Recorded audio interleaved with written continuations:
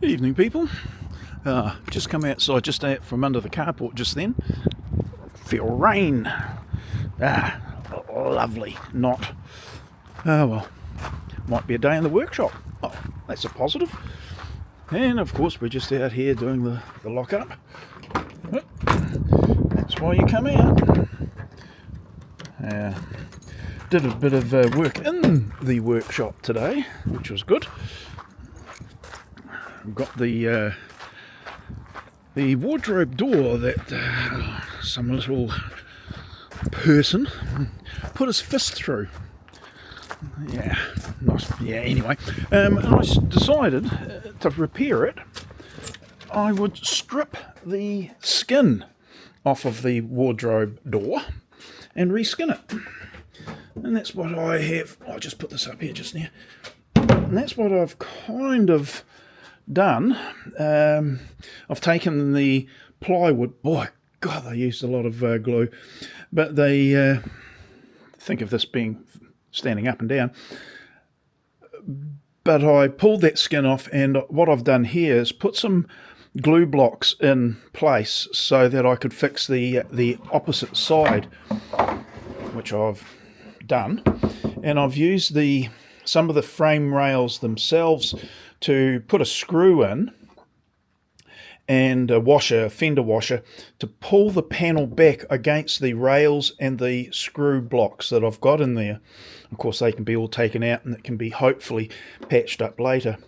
So, yeah, I just wanted to come out and see what that was like, because I'm going to take it inside and let it harden up in the warmer temperatures, because if it's cold out here overnight, which it will be, then there won't be a heck of a lot of drying. And even if it does set up pretty well, it just won't harden up, because I want to put you can see here still wet it is.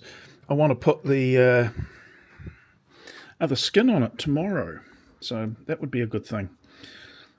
When I go inside, I better put something down on the carpet, otherwise I'll be most annoyed with myself. Right, well, I can take... Well, anyway, so that's what I've done. Sorry for I was deep in thought while I was chatting to you, but yeah, I'll take that and put it by the fire, which is going, and we'll get some ply out of the back of the van tomorrow. Hopefully it's thick enough. Surprisingly how strong those doors are, the stressed skin doors, which most doors are, and with those battens in there, pretty strong. And I'm just a wee bit annoyed that the guy that punched the hole in the ply, which wouldn't have been easy in itself, didn't hit one of those rails and do himself a bit of a disservice. A little shit. Anyway, that's what we're doing tomorrow. Have another wee bit of a tidy up, and hopefully we can start on the storage units.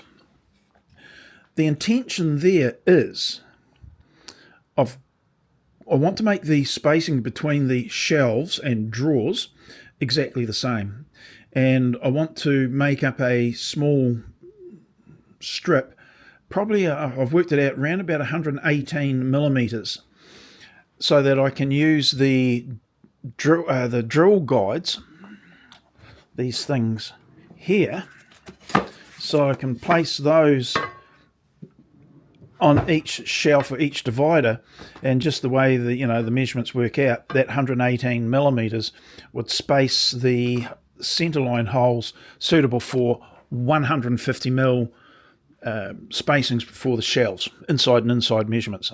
So that would be a good thing to be able to achieve. So using that with the attendant drill guides, well, actually the 8mm ones, I can then drill the dowels and the drill and the screw holes in the panels where necessary. Yippee! In one section of in fact, I might do it on all of them, ish. I'll be putting in marks or holes for shelf supports. Now there will be some spaces that will be just dedicated to one specific end, like the storage of the plastic containers.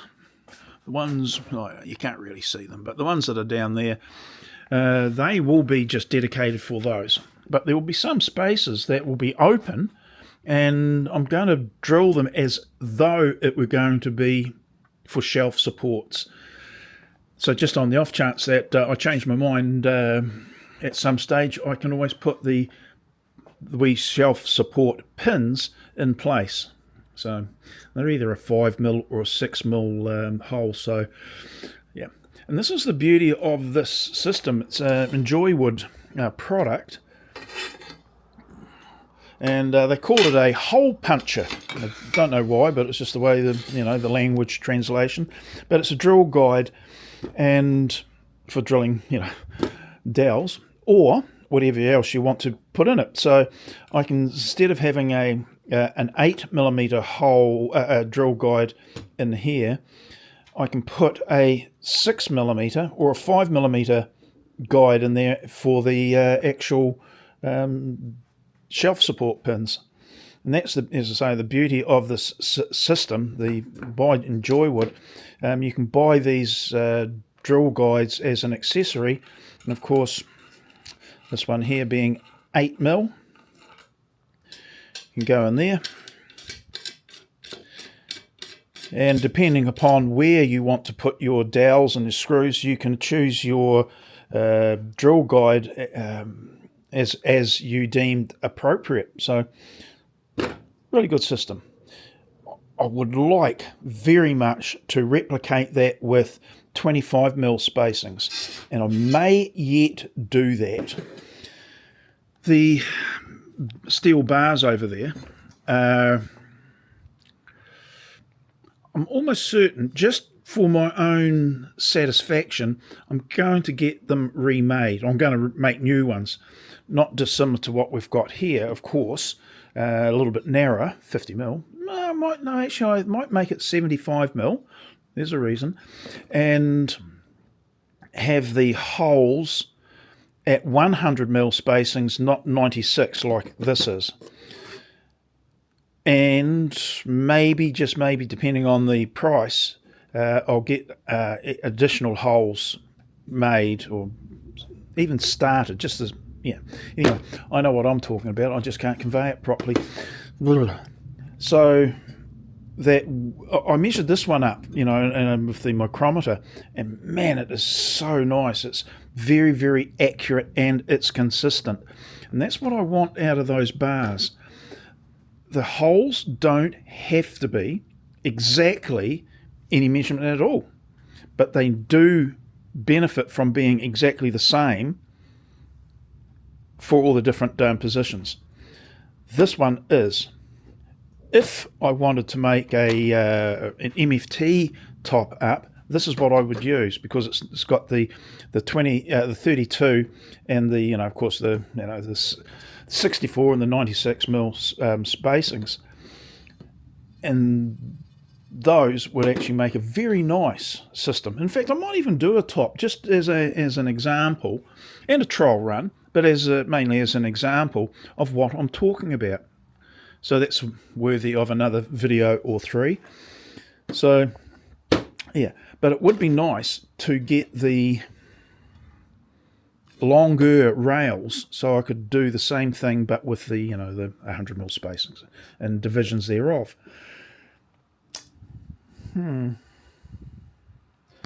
The claim to fame of those bars was that they were able to do 15 or 16 holes in one position, one setup.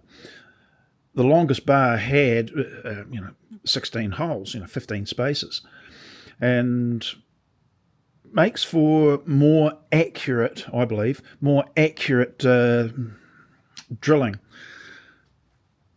But that only comes down to the fact that the bloody holes were drilled accurately to begin with, which they weren't as well as I would like. You know, that was a laser cut, and the machine itself, well, the tolerances weren't as good as I would have liked. This sort of machining is. So if I could have had this accuracy in those bars, this conversation or this video wouldn't be being made, because I wouldn't have anything to talk about. So I will see how much it costs, because that is a factor, because to be fair, the holes in the pads now are pretty darn good. Not perfect, but pretty darn good. So me doing this by, like what I'm saying here is getting new bars made, is just more out of my sense of what's right, but not what's necessary, because it's not necessary at all. But you've got one of those personalities that if it's not right, it's wrong. And I don't like it being wrong, so I want it to make it right. Yeah, obsessive. That's why I say I do have a little bit of the OCD in me, unfortunately. Or fortunately, one of the other, I don't know. Right, inside. Let this harden up, and don't dribble the glue on the carpet, David, I think is the suggestion. Righty-ho. I can't wait until I get my new workshop. It is seeming to be dragged out. No fault of my own, fortunately. But yeah, I'm being mucked around a little bit